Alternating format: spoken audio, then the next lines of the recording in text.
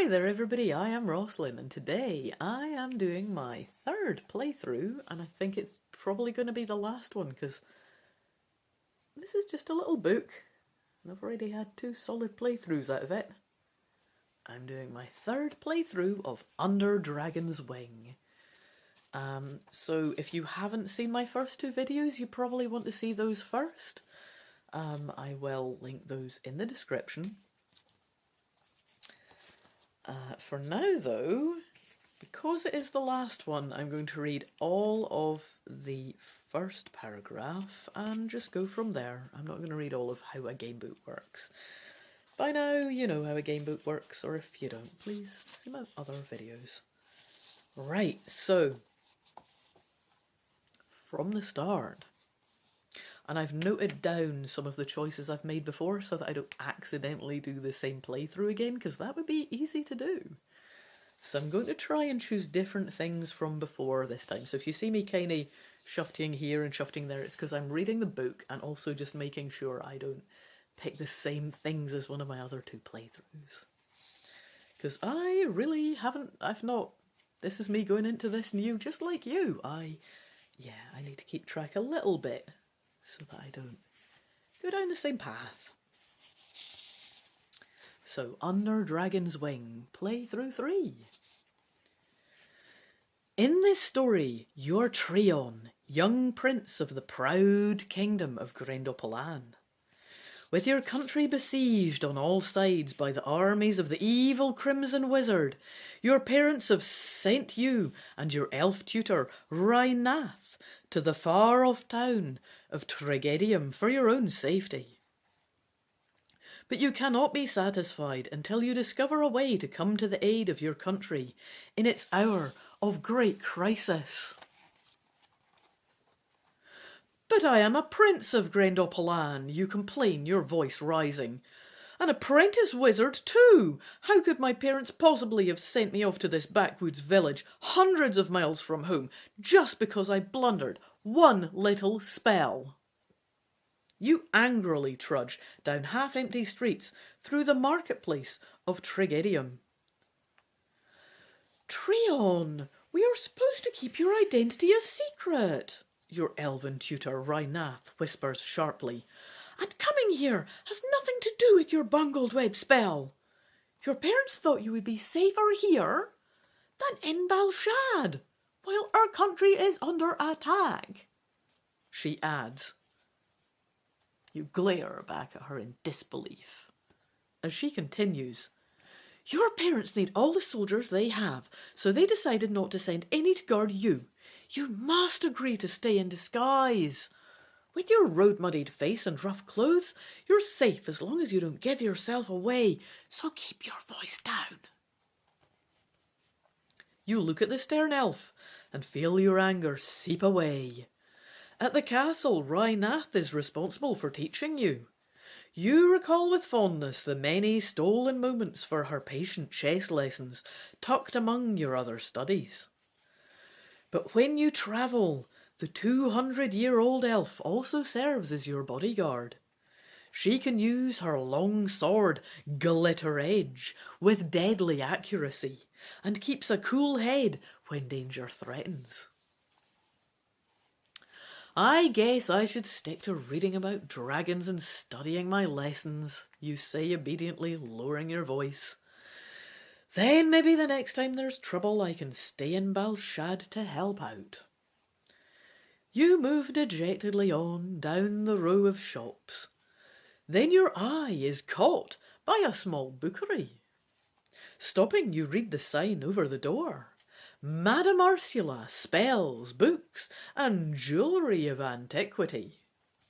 You feel a stir of excitement. Magic and old things always fascinate you. I'm surprised to find such a shop in this dumb town, you tell Rhynath. All the more likely in an out-of-the-way village, Rhynath replies. Do we dare go in? I don't think anyone in these parts will recognise you, especially the way you look now, says the elf. Just don't give yourself away. Then she adds, chuckling, perhaps you can purchase a new webcasting spell. Your old web spell somehow managed to tangle the entire second floor of the castle for hours in that sticky goop. You flush with anger at Rhinath's kidding as she adds, and maybe you can buy a spell to get back that purse of money you lost along the way. Money will be scarce until we get more from home. You bring the unpleasant conversation to a sudden close by pushing past the smiling elf into the bookery. "Good morrow, young gentleman," says a tall, elderly woman from behind a rack of scrolls. She wears a long emerald green gown with a wide brown sash. "Perhaps I can interest you in a spell to solve your problems," she says mysteriously. You feel your face begin to redden again. "Now even tall strangers are making fun of me," you exclaim, whirling around to leave. "No one is making fun of you," Madame Ursula calls after you. "As a matter of fact, many people solve their problems at my bookery." Your curiosity aroused, you pause and examine the woman more closely in the dim, musty bookery. What possible information of value could I expect to find in this out-of-the-way town? You ask sceptically. "Do not insult knowledge if you wish to dance with it," Rhinath says from behind you. "Wisdom may wear strange clothes," Madame Ursula adds without missing a beat. Far from being angry, she looks at you with a kindly gaze. This dusty bookshop is certainly the last place you would have looked to solve your problems, but somehow you feel that it's all right, short of revealing yourself, to confide in Madame Ursula. You wonder what Rhinath will say, but she keeps silent as you speak. "I don't know if you're aware of all the details of our country's problems, but they are serious, and I want to help. Rampelion, the Crimson Wizard, is at this very moment creating an army of magical lava warriors to attack the royal capital of Balshad. Meanwhile, his army of orcs and humans from Zor is invading Grendopolan's southern border." Madame Ursula nods slowly. "And how would you solve Grendopolan's problems?" she asks. 3 centuries ago, Rampelion caused all the dragons to disappear, then vanished himself. Now that the Crimson Wizard has returned to menace Grendopolan once more, I'd like to summon forth a dragon. A number of them were formerly our allies. A slow, faint smile spreads across Madame Ursula's face as she listens to your explanation. "What if the dragon were to help Rampelion instead?" she asks pointedly. "Not all dragons are evil," you insist.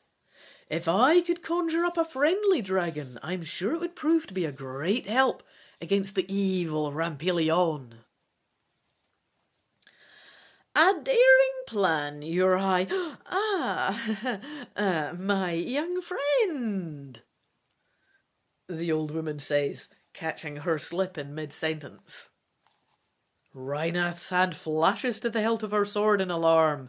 "Nobody is supposed to know who you are. Have you given yourself away somehow?"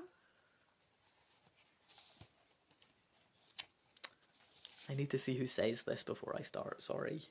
In English, we have who speaks at the end, which makes this awkward when you turn the page. Right. It's Madame Ursula. "Perhaps King Aeron and Queen Niade are too preoccupied with the immediate threat of war to consider a solution such as yours," Madame Ursula says smoothly, glancing quickly at Rhinath. Then she turns and approaches an old chest with rusty locks. "I don't show these to many of my customers," she says as she removes something from the chest, "but they may help you find the solution you seek." Madame Ursula turns back towards you and places a small box on the countertop. Inside, on a velvet cushion, sits a beautiful, ornately carved ring. With a start, you notice that it is shaped like a tiny dragon. Try it on, Madame Ursula urges you. You remove the small silver ring from the box and push it onto your finger. The wings of the tiny dragon fit perfectly around your finger. As you admire the ring, you are startled to feel your hand tingle. You feel a surge of power you have never felt before, and you feel strangely excited. Might this ancient ring somehow strengthen your magical powers, you wonder? You can hardly keep from jumping up and down in expectation. This book may prove of interest to you too, young man, Madame Ursula adds, handing you a heavy leather-bound volume edged with metal. I'm also going to say we get quite a good illustration here, so I'm going to show you this here. This is Madame Ursula. That's me over there, probably holding the box or a tome or something. That's Rhinath there, my elf friend, over on the other side. And she has books there on the counter before her. A stone counter, it looks like. Very nice. Right, so still feeling the strange surge of power from the ring, you open the book and silently read the title page. Grendopolan Manual of Sorcery for Summoning and Repelling Major Dragons. For a moment you forget all about the ring. After all, you don't know if the ring really has any magical powers. Maybe this strange book could provide a quicker source of help. Maybe it would enable you to summon a dragon to Grendopolan to fight the evil Rampilion. But you wonder if an apprentice magic user would have enough control to cast such a spell. Perhaps the ring is your best bet after all. Perhaps it can supply you with the extra strength you know you will need. And then you remember you don't have much money to spare. How much do they cost? You ask. 200 crowns each, Madame Ursula answers. A bargain at twice that price, mind.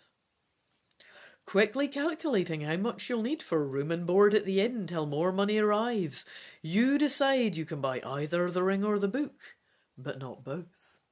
So I get two options to kick off, right? Do I buy the ring to increase my magical powers, or do I buy the book so I can summon a dragon to fight Rampilion? Well,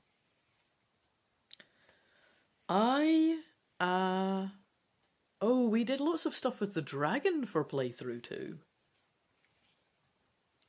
We didn't fully explore my potential with the ring in playthrough 1, I think. I'm gonna, take the ring. It looks like, ring time. I'm gonna put the ring on.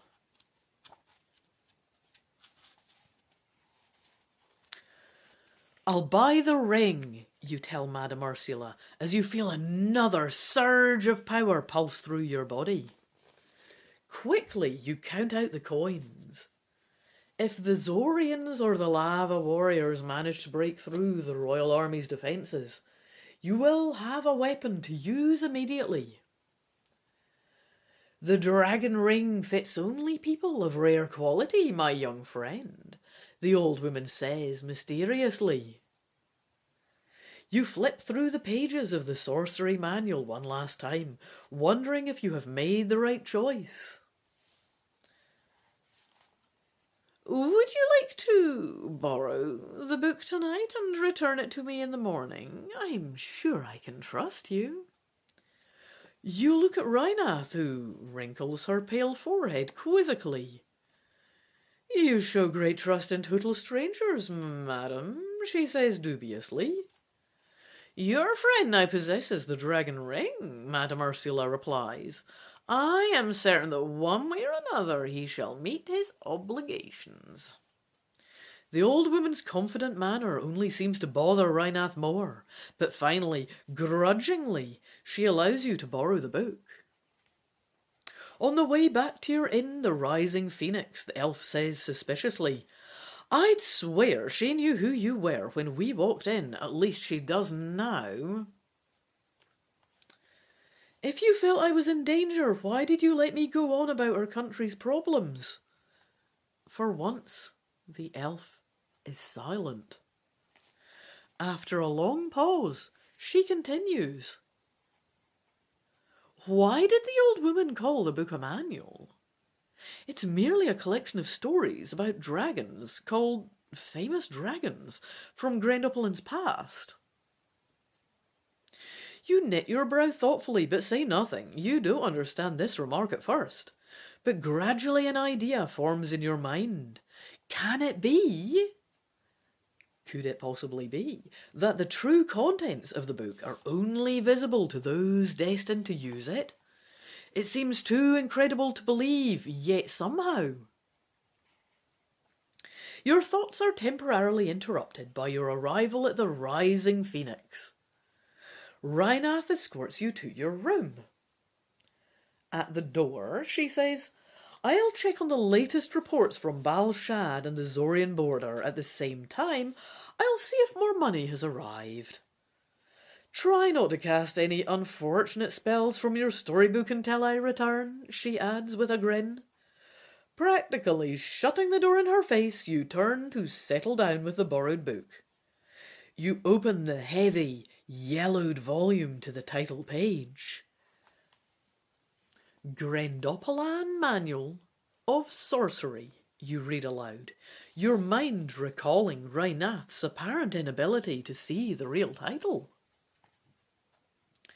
Perhaps the book has had a protection spell placed on it. That would allow only a wizard to read the true title of the book. You recall Madame Ursula's words about the ring fitting only people of rare quality. Perhaps that's what she meant, you think, with a burst of excitement. Soon you find yourself deep in explanations of ancient spells and tales of strange, powerful dragons from Grendopolan's fascinating past. As you turn a page, you see a picture of a dragon that somehow looks familiar. The dragon of your ring. You read the story of Airsail, guardian dragon of the magic portals of Grendopolan. It tells of how Rampelion used a transformation spell to imprison Airsail within a ring. Could this be the very ring? Fascinated, you read on, skimming past passages that tell of another great dragon, the evil Fire Whip. You learn that only another sorcerer, one who understands the ancient ways, can free Airsail by casting a spell. Perhaps the book contains the wording for such a spell. Growing increasingly excited, you read further and discover what seems to be the spell you're looking for. But your excitement cools a bit. Your sister Defal and your mother have warned you never to attempt spells beyond your level of experience.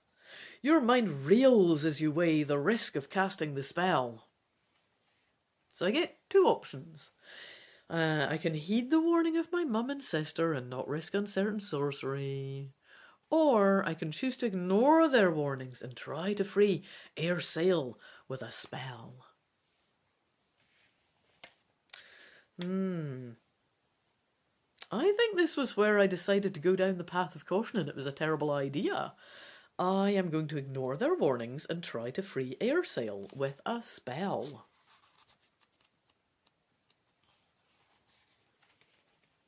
Also going to have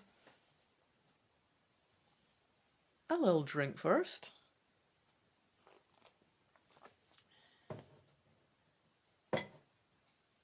Very nice.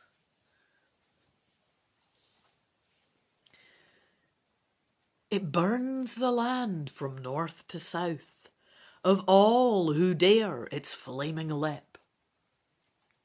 Beware the lightning of the mouth and the snaking tail of Fire Whip. You read aloud from the book. Before the last word is out of your mouth, a terrible wind blasts open the door to your room with a loud crash. You hear it howl eerily through the corridors of the rising phoenix. "What have I done?" you shout as you clutch the book tightly to your chest and run outside. Lightning crackles through the darkened sky all around you. You look up and see, not lightning, but a real-life fire whip swooping straight towards you, flames shooting out of its mouth. You've got to decide what to do quickly, or it will be too late. I can run for my life. I remember that being an awful idea before. Or I can choose to find a counter spell to use against Fire Whip. And we get this lovely illustration here of Fire Whip menacing both me and the tavern. Well, yes, I'm not going to run away. I am going to find a counter spell for this situation. All around you, people are running through the streets in fear and confusion. As you search the sky for the circling dragon, you try to remain calm. If the book's spell brought Fire Whip to life, it must contain magic strong enough to defeat the red dragon. "What did you do, Trion?" Rhinath demands from behind you. You almost jump out of your skin, not realizing she was there. I conjured up a dragon," you explain, shamefaced. "I read a spell out loud without realizing what I was doing. Now I've got to find a spell to get rid of it before it roasts everything in sight."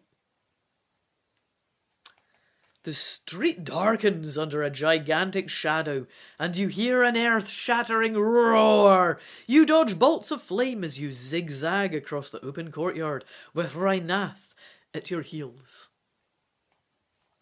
You duck behind a cart filled with apples, and frantically flip through the pages of the book. A bolt of fire shoots past the cart, singeing your hair. Again, you see the shadow of Fire Whip's huge wings along the ground as the gigantic dragon climbs upward to make another pass at you.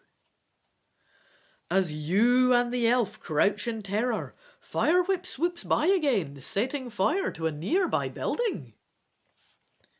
Once more, your mind reels as you grope for a solution. "Do you think I could try a spell to free Airsail from my ring to battle Fire Whip?" you ask Rhinath desperately. "Or should I try to reverse the original spell that brought Fire Whip to life?" "I don't know," she cries, "but whatever you do, you had better do it fast." Right, so I get to summon Airsail from my ring to battle Fire Whip, or try to reverse the spell that made Fire Whip appear. That is a conundrum. I think I might have done Airsail before. I don't think I've tried to reverse the spell that made Fire Whip appear before. So I'm going to try and do that. Because I have the ring that boosts my magic, I'm thinking, yeah, even though the Fire Whip spell is obviously powerful, maybe it's crap too. I might have cast him at level 1 because I'm rubbish, you know what I mean? You know, if you've ever summoned creatures in an RPG at level 1, you will know what I am talking about. This might not be as hard as it seems. Right. Reversing the spell that made Fire Whip appear. Fingers crossed, people. Okay. I'm also going to have another little drink first.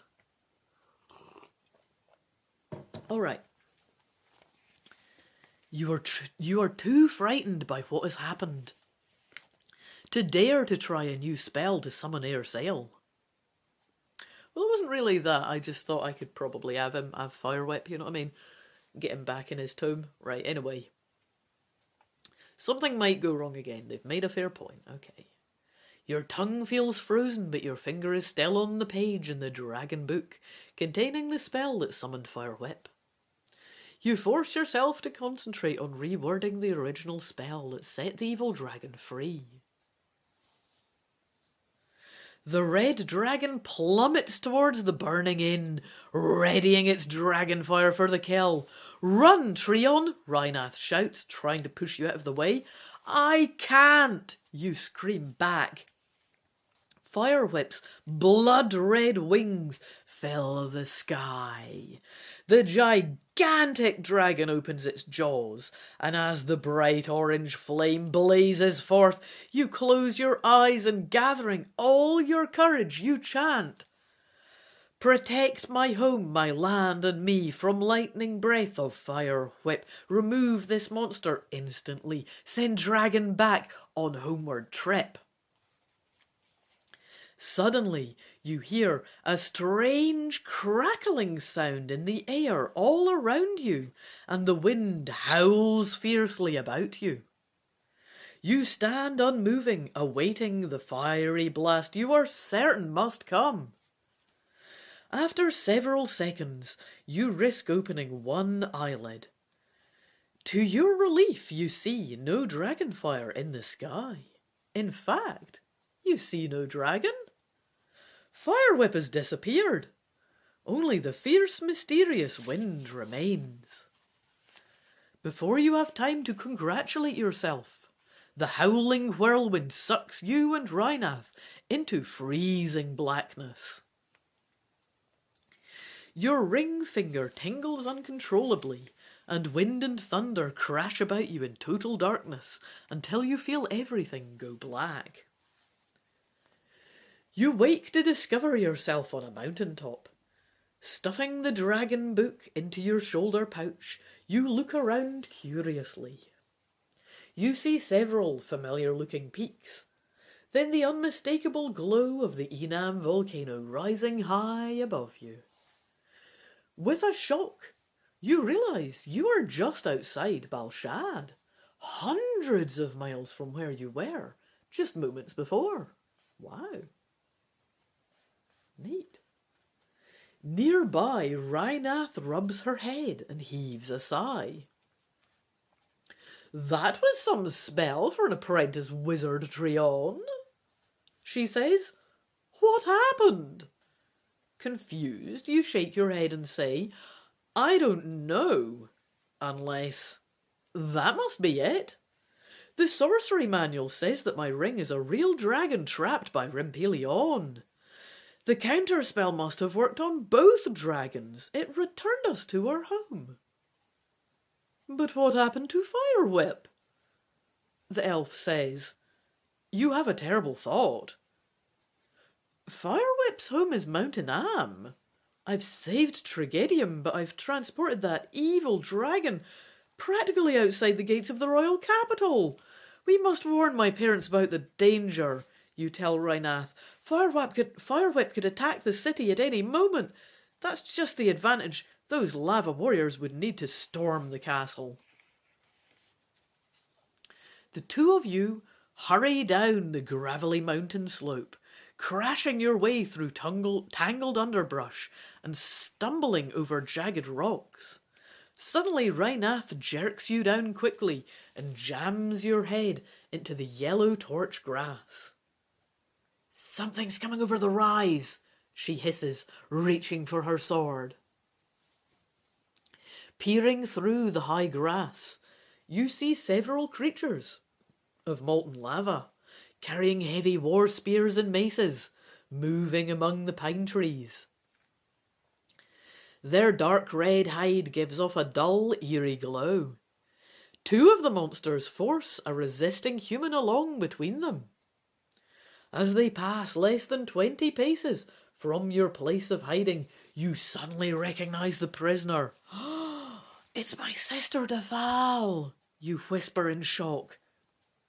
"Ooh, she must have been scouting the lava creatures when she was captured," Rhinath theorises. Although Deval's arms are bound behind her with heavy rope, her face is cool and unafraid. "I wonder why she doesn't cast a spell to free herself," Rhinath whispers. She must have spent too much of her magical energy trying to avoid capture, you guess. She doesn't have her magical staff and she can't move her hands to perform a spell. Both those things would weaken her power too. We've got to rescue her before they take her back to the enemy camp. You start to crawl forward, cautiously. Wait! The elf grabs you. What about Fire Whip? Unless we warn them, your parents and everyone else in Balshad will be caught totally unprepared. We get a picture here to show the sitch. Get that up for you. So that must be my sister Defal being escorted by these horrible lava creatures. Oh, drop my notes on the floor. Trying not to drop the camera on the floor. Okay, so I have two options. If I think I must free my sorcerer sister immediately and hope there is still time to warn Balshad of the danger, go to page 150. If I think I have to warn my parents and the people of Balshad first, hoping to rescue my sister later, go to 38. Right. Yeah, I mean, at this point, we definitely didn't cover this in the previous walkthroughs, so I will have a little drink and have a think.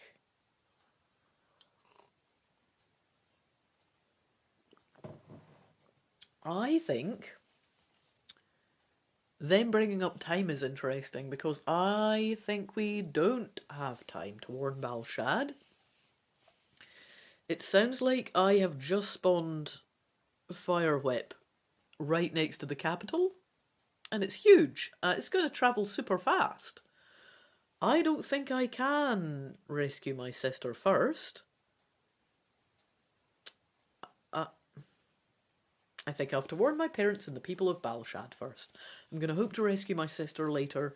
She doesn't seem to be in immediate danger, and I'm going to bet that Fire Whip is not going to be leading all the people of Balshad about in these rinky-dink little tied up with a rope. He's going to scorch them all. So, off to Balshad it is, I think. Hopefully it's the right decision. Because I don't actually want anything happening to my sister. Oh, we get another picture. I don't think that's good or bad news, but it's always nice to have pictures. Try and get that in focus for you. A little picture there. I assume that's Fire Whip. He's a lot smaller than they gave the impression. He looks kind of person-sized there. Maybe they've cocked up the perspective in the illustration. I don't know. Who did do the illustration? Was it a real illustrator?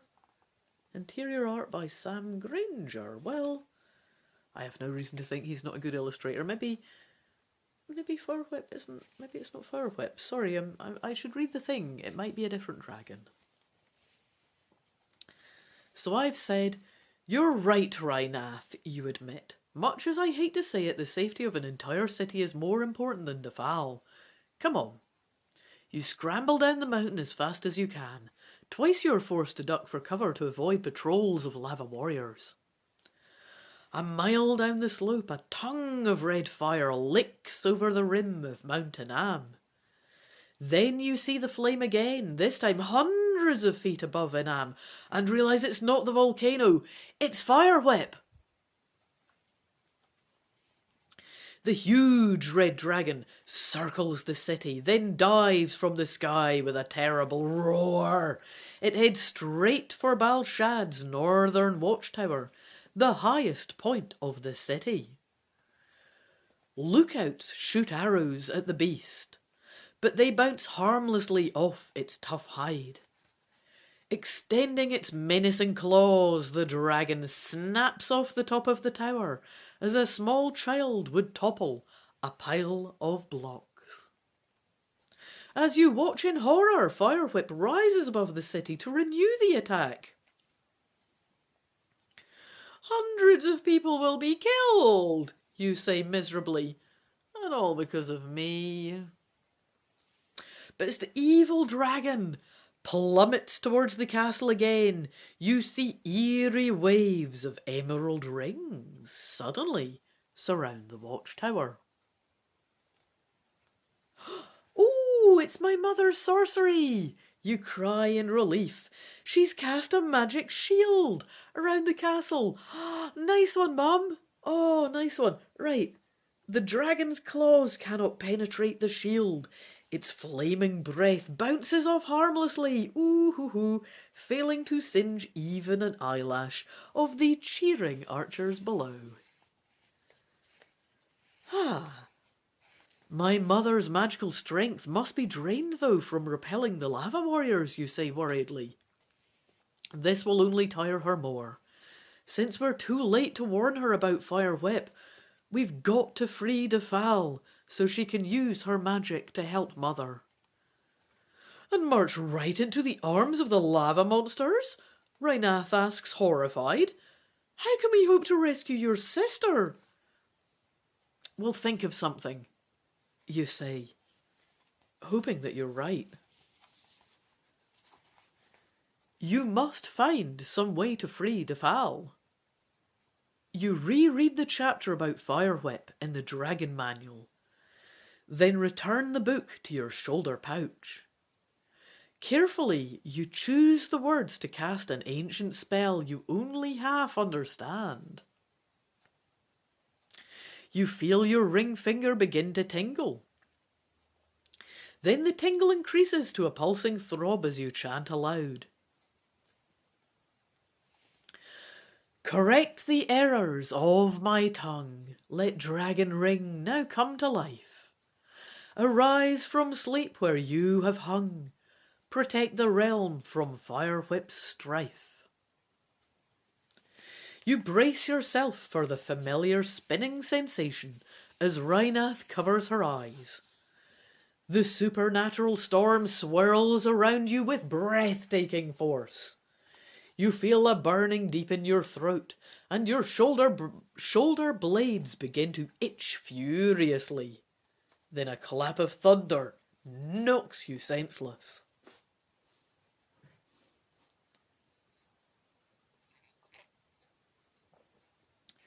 You come to, wondering how many times you've lost consciousness in a single day.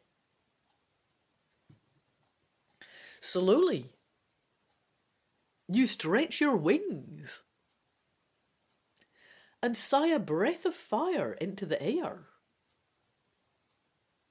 Wings? Fire?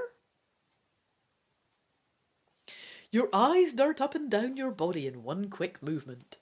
You see a light gold stomach, deep golden scales, and a long graceful tail. There's no escaping it. You have a dragon's body. I've never had a dragon's body before.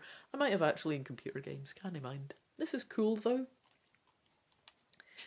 You take a deep breath and cough. 3 tall trees nearby go up in flames. Suddenly you feel something like a mosquito bite on your left foot. Peering far below you, oh, you see a tiny Rhinath raising her sword to swing a second time. Oh, look, it's got a picture of her. She's adorable. Look, just look. This is me and Rhinath. She's so adorable. "What have you done with my human friend, foul dragon?" Rhinath shouts fearlessly. "Return him at once, or you will feel my elven blade once more." "Maybe someday I'll learn to make magic spells come out exactly the way I want them to," you sigh, your voice booming like a dozen bass drums. Rhinath pauses in mid-swing and stares at you, her eyes wide with surprise. "Treon?"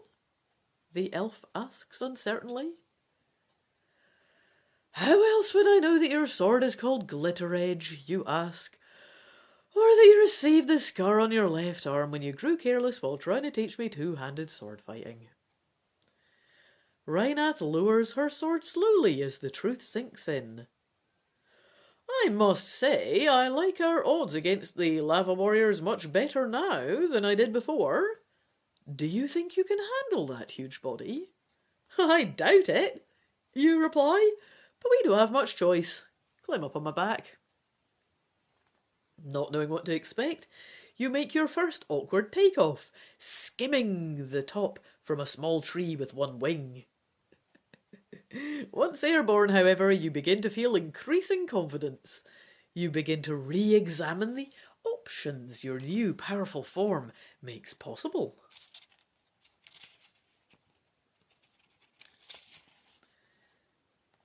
Defal or Fire Whip? You should be able to rescue your sister easily now. But if you do, the dragon might do considerable damage in the meantime. If you go after Fire Whip, you can at least even the score. So I get choices here. I can decide to rescue Defal first, then go after Fire Whip, or decide to fight Fire Whip immediately. I mean, I thought Fire Whip would be knocking about here. He doesn't seem to be damaging as much as I maybe thought. I do need to rescue Defal. I don't know where they're taking her. It seems like either Defal first, then go for Fire Whip, or fight Fire Whip. I don't think it's going to take that much time more. Now that I've checked out the scene, yeah, I'm going to rescue Defal.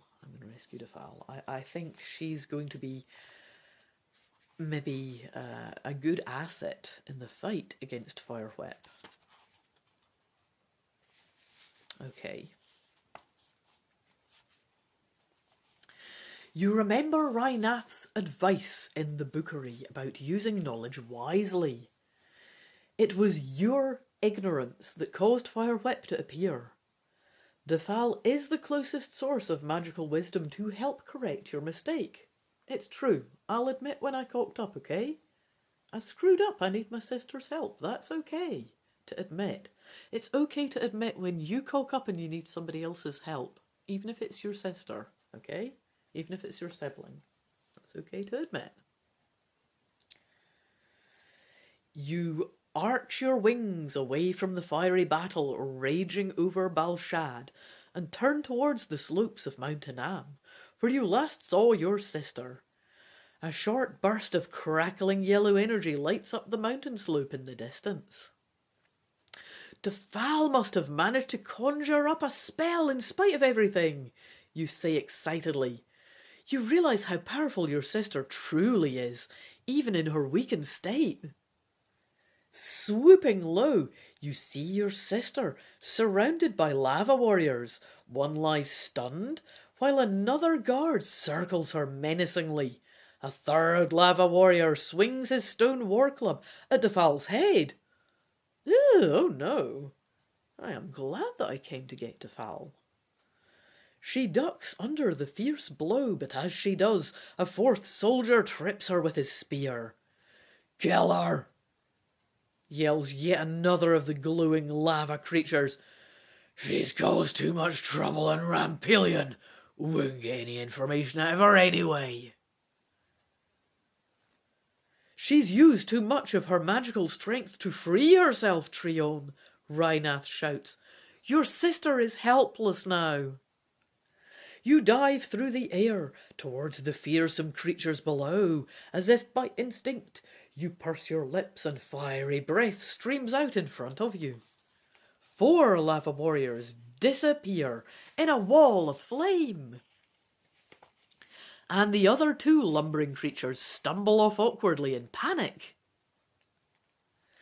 Defal turns towards you, obviously weak, and waves her trembling hands, preparing to hurl a spell at you. Save your magic for our enemies, Defal, you shout as you glide to a landing. It looks like I'm finally going to get to help you out for once, you add to your startled sister. Trion? I don't think she recognises you, Rhinath points out, then turns to Defal. Greetings, Princess Defal, she calls out. Defal seems to notice the figure astride your back for the first time. Rhinath? She asks, puzzled. How came you by this dragon? Your brother Treon conjured him forth, your tutor answers. It was the only way he could get help against Fire Whip. Fire Whip? Defal repeats blankly. Fire Whip is the other dragon.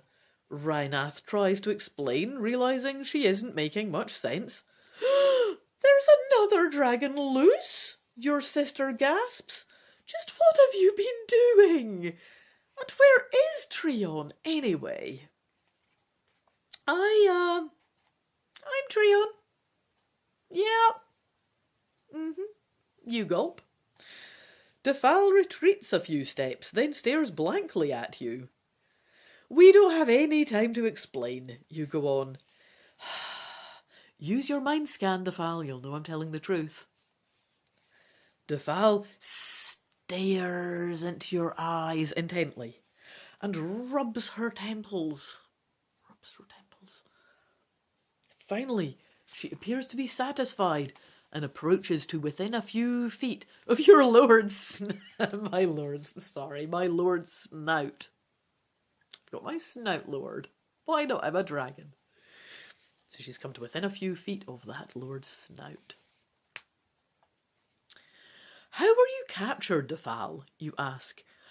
I was leading a scouting party to find out where the lava warriors are coming from. Defal rubs the angry-looking burns that the rope left on her arms. Rhinath bandages your sister's wounds while Defal continues. A patrol of lava warriors ambushed my group as we were returning from Anam.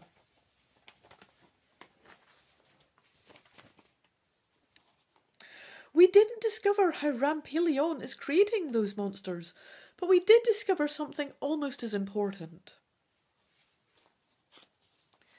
The attack from Zor is merely a diversion meant to divide the royal army's strength, Defal explains. The main force of the attack will come from the army of lava warriors Rampelion has created magically within the bowels of Anam. You claw the earth angrily with your talons. Let's go, you cry suddenly. Go where, Treon? Defal asks, halting you with an upraised hand. I sensed that too much haste was the cause of all these dragons appearing in the first place.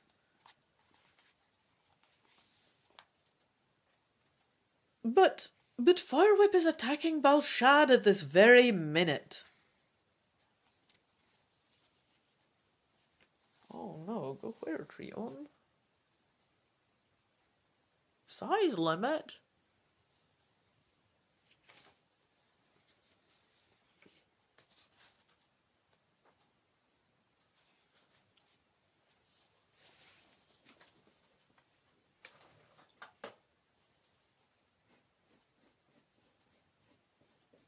Oh. Size limit?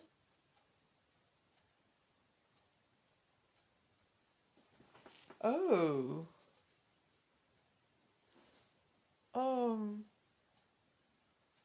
A new video's been made.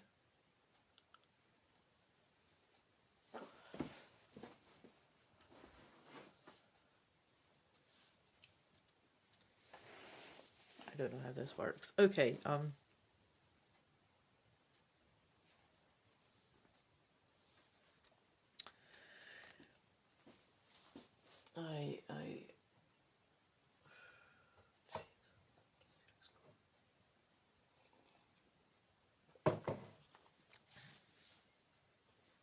Okay.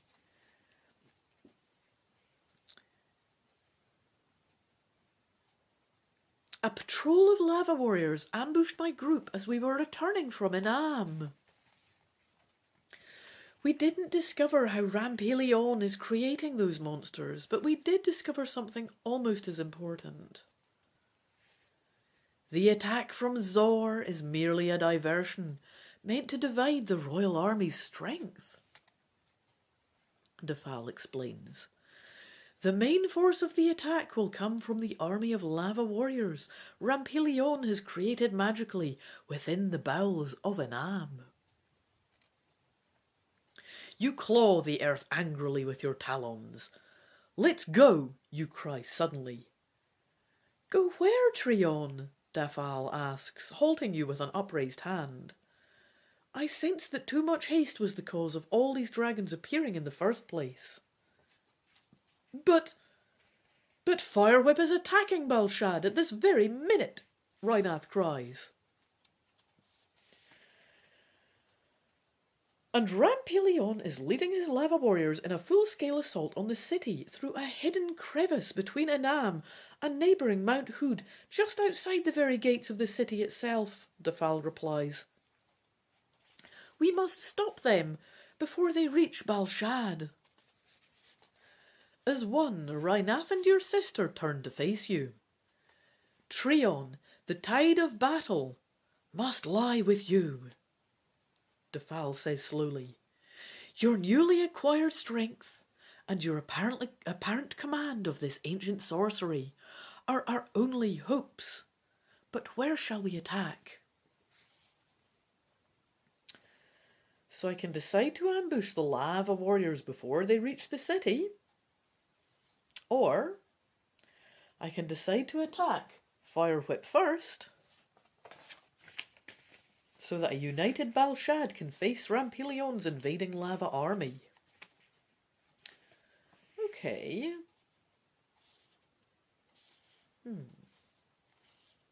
I don't have notes about this, of course. Well,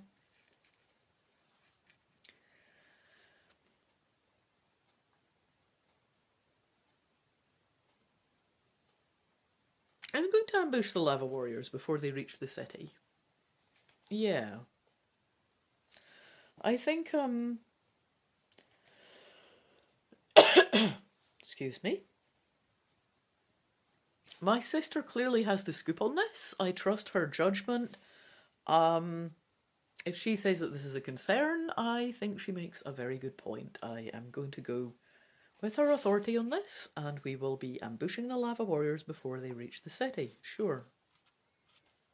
I have no reason to undermine that judgment call. I think it's a good one. You've had the chance to judge the danger from the lava warriors firsthand, you say to Defal. We must stop the lava warriors before they get to Balshad. We'll just have to hope that Mother can hold off Firewhip until we get there. That's true, Mum is holding down Firewhip. Still.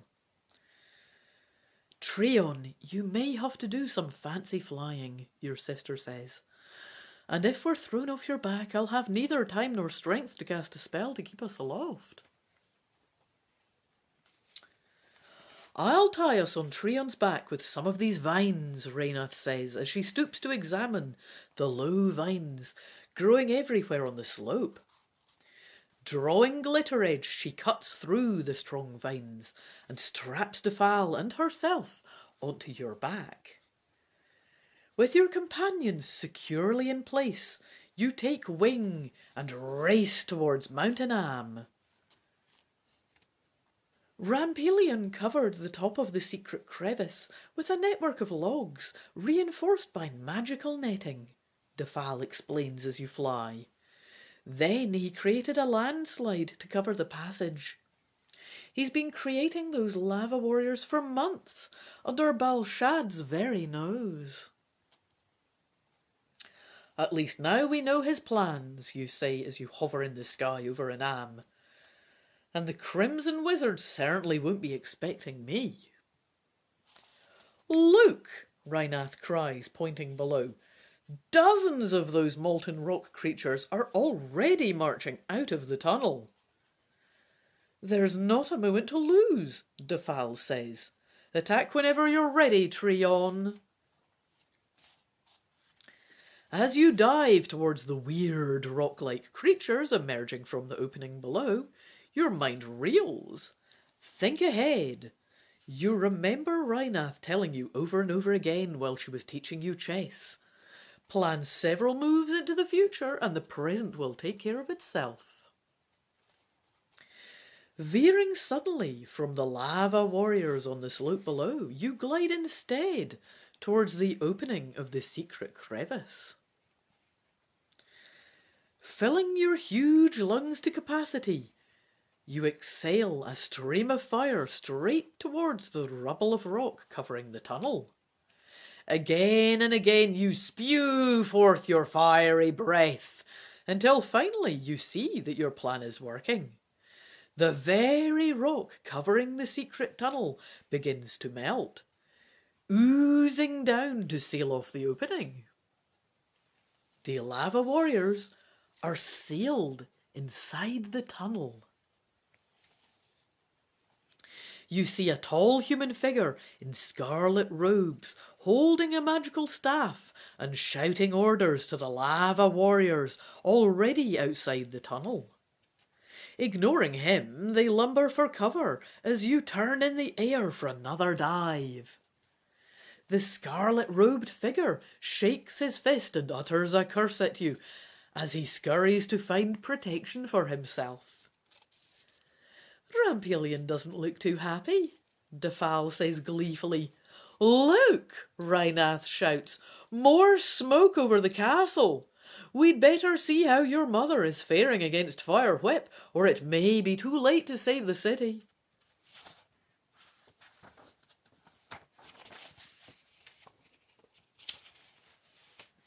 Oh, but Rampelion knows he has a fire-breathing dragon on his hands now, you shout. Shouldn't we go after him while we've got him cornered? Should you go to the aid of the beleaguered city? Or should you finish off Rampelion while you have him at a disadvantage? I get to decide. Go after Rampelion, go to the aid of the city and battle the red dragon. I'll have a pity think. Not sure. I'll show you this picture in the meantime, because we do get this nice picture here of me being an absolute boss. And the crimson wizard and his crappy little warrior there, the lava guy. I am going to... go to the aid of the city. Yeah, that's what my sister wanted to do, isn't it? Rhinath wanted to. Yep, nope, fair enough. Yep, cool, yep, absolutely a good idea. Go to the aid of the city, battle a red dragon. My mum must be so knackered by now. I've got my sister freed. It's time to do this as a family. Brilliant. Right. Getting turned to the right page now. Alright. It's getting exciting, isn't it? Right. There aren't enough lava warriors left to launch an attack on Balshad now that most of them are trapped inside the tunnel, you reason. And Rampelion certainly won't try to attack single-handed. It was I who released Fire Whip through my blundering. Now I've got to protect the city from further harm. You decide. All right, if you must, Treon, I won't argue with your decision. Defal replies, but I still think Rampelion presents our biggest danger. Leave me here, and I'll keep track of him until you return. Remember how dangerous he is, Rhinath warns. As you glide to a landing on one of the lower slopes of the volcano, Defal pats the elf's arm reassuringly. You two have already rescued me once today. I'll make sure you shan't have to do it again. Defal jumps off your back and continues. When the Crimson Wizard stops, and I can risk trying a mind link with Mother, I'll let you know his location, she says, as you spread your wings. And you be careful too. Remember, you still have a human mind inside that dragon's body, but Fire Whip has been using its body a great deal longer. You soar high into the clouds to survey the situation near the city. Although the wall of the castle is flaming brightly and many brave royal warriors lie still on the battlements, you see that your mother's sorcery has succeeded in injuring the great red dragon. Its left wing is bent and crippled, and its fiery breath does not seem nearly as strong as it was when you last saw it. Even so, you are new at fighting with claws, fangs, and dragonfire. You feel your best bet is to take whatever advantage of Firewhip's exhaustion you can. Diving at the great dragon repeatedly, you strike glancing blows, then fly out of reach. After half an hour of this, you have suffered only minor cuts. But the red dragon seems seriously injured and can scarcely remain airborne. Your mother is signalling from the castle watchtower, Rhinath says. It looks as if the queen wants you to pick her up. She must have recognized me. You examine your deadly opponent. Although obviously wounded and tired, Firewhip is still crafty. The red dragon might pretend weakness, then attack when your back is turned. You wait until you have once more raked the red dragon with your claws, and it has flown off to a safe distance to try to recover. Then you race towards the royal castle. Queen Niade stands alone on the battlements, leaning wearily on her wizard's staff. Gently you scoop her up in your front claws, then soar skyward once more.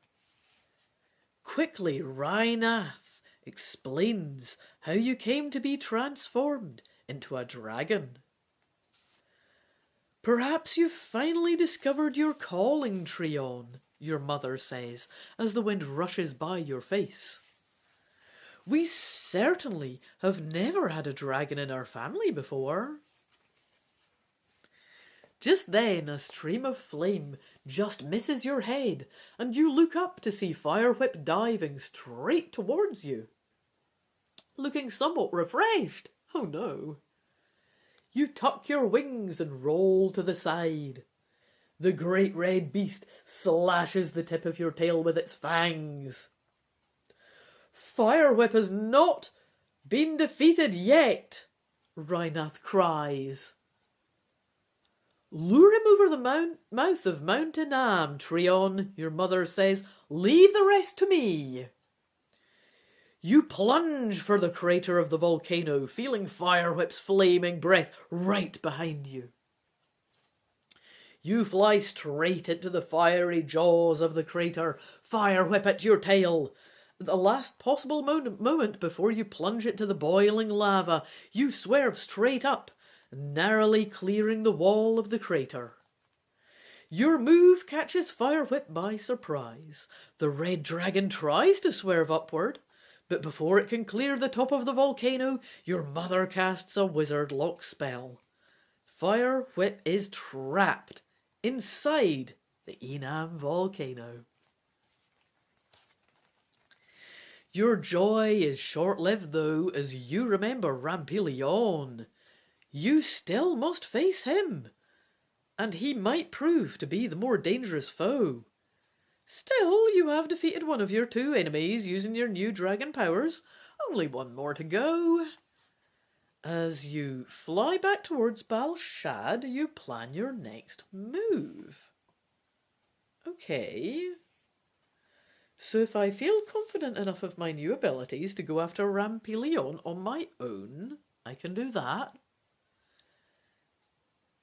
If I decide to remain in Balshad until I've heard from Defal, and then go after Rampilion with my rested mother along to help, just sounds like a better idea. Then I can do that instead. Yeah, I don't see any need for haste, leading to, I suspect, waste. We're going to remain in Balshad, hear back from Defal, go after Rampilion with my rested mum. because she is an absolute boss from what I can tell, even half clapped out. I don't even know how cool my mum's going to be as a sorceress once she's rested, but we gonna find out. Yeah, resting a little. We must wait for the Val to contact us, your mother sighs. Mind links sent from a distance use a great deal of magical power. I hope Rampillion doesn't detect her sorcery. Now that we've defeated Firewhip, are we just going to sit around? You fume. Even dragons need rest, Treon, your mother says gently. Huh, you snort. But soon your exhausting fight with the red dragon catches up with you. Wearily you curl your body around the ruined battlements of the outer castle walls and fall into a deep sleep.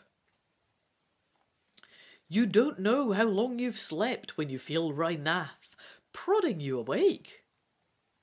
Immediately, Rhinath straps 2 special dragon saddles to your neck. I finally heard from the Val, your mother says. She trailed Rampillion through a tunnel inside Mount Hood. He is now out of the tunnel and escaping through the forest on the other side. The Val told me that much, but then her thought ended suddenly in mid-sentence. I fear the Crimson Wizard may have discovered her.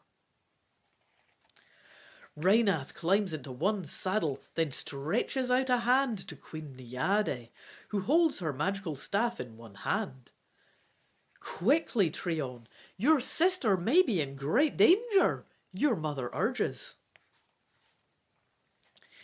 In the pale moonlight, you fly over the ring of mountains surrounding Balshad, then circle Mount Hood several times.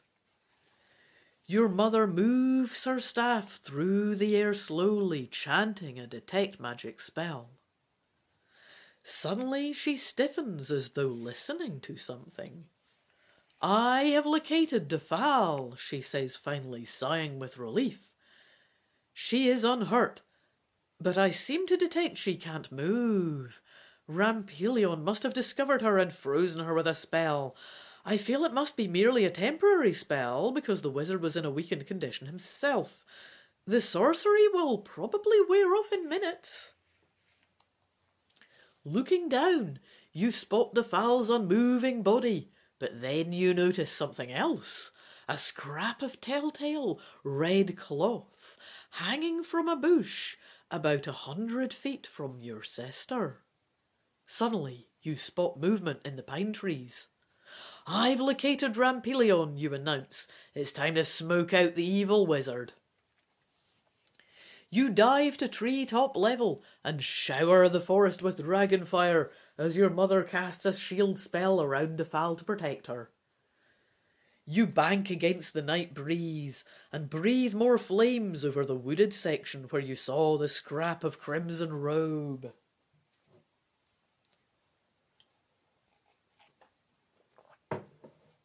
All at once, Rampillion, coughing uncontrollably, stumbles out of the burning forest, beating out his smoking clothes and singed beard. Now it's time to cast a freezing spell. The queen weaves her arms and chants the incantation, paralysing the crimson wizard where he stands. A wisp of smoke trails up behind him as his sorcerer's hat crumbles into ashes, swiftly swooping down and plucking him from the mountainside. You head for Balshad. With the Val in one claw and a motionless Rampillion in the other, you land gently in one courtyard of the royal city, where royal guards lock the frozen wizard in the strongest dungeon in the castle. Your mother tends to the Val, and soon your sister is free of the spell cast on her. The people of the city rejoice Firewhip's defeat, and Rampilion's capture with a huge celebration. Stretched out on the ramparts of the outer wall of the castle, you receive choice food and lavish praise. But some time later, after re-studying transformation magic and trying several counter spells, your mother has bad news for you. "I'm afraid we waited too long, Treon," she tells you sadly. "It looks as if you've become a dragon permanently." "I'll be a dragon for the rest of my life?" you ask, shocked. For a moment, you want to crawl into a dark cave and never come out again. Then you remember the thrill of soaring through the clouds and the cheering of the people proclaiming you hero of Balshad. "I suppose I'll have to get used to my new self," you say. "Perhaps being the only dragon in the country is better than being the fifth child of its rulers and its most unlucky apprentice wizard." The end. But we do get this lovely picture to close out. Nice, peaceful realm of Balshad there. Is that me lounging? I'll show you this again. I believe that's me lounging there on the battlements. Happy little lounging dragon. No fire whip in sight. Nice one. So I actually thought that I didn't have any more of these. However, I was looking in my stuff. I have a good amount of stuff that I still have from when I was a kid, and there's just loads of stuff. It's almost sorted out now, but there's still a considerably less than zero chance of finding cool stuff, which is what happened last night. I had a rummage in my stuff, found some stuff I didn't know I had, and I found both of these. Which is terrific, because these are about 30 quid each if I want to get them off eBay now. I can't afford that. But yeah, this does mean that because younger me got these, this one even has a sign saying 50p. Got these from a charity shop. Oh, number 12 is in a lot nicer condition inside. But crappier condition outside. Look at that. It's all white and nice inside. But on the spines, yeah, it's the other one that's looking nice. Anyway, very strangely treated books, I suspect. Clearly charity shop finds. As a child, and I'm glad I got them. I would have had a low opinion of them sort of as a child, because they're more like choose your own adventures than fighting fantasy books. I was always into the fighting fantasy books more. These are fun though. I really enjoy doing my 3 playthroughs of Under Dragon's Wing. I am looking forward to doing further playthroughs for both Book 12 from the Endless Quest series, Light on Quest's Mountain, and Endless Book number 14, Raid on Nightmare Castle. If you'd like to see those, please subscribe. You will hear about whatever I put out, but you will hear about that when it happens. If you want to see other gamebook playthroughs, I have at least the starts of some of them up by now, and that'll be happening too. If you just like the video and you want to go on your merry way, I appreciate that too. And please do just click the like button. I have enjoyed doing this playthrough. I've enjoyed doing all 3 of the playthroughs of this book, but this last one was a hoot. I hope you've enjoyed it as much as I have. I am going to say bye for now, and I hope to see you in another video. Cheerio!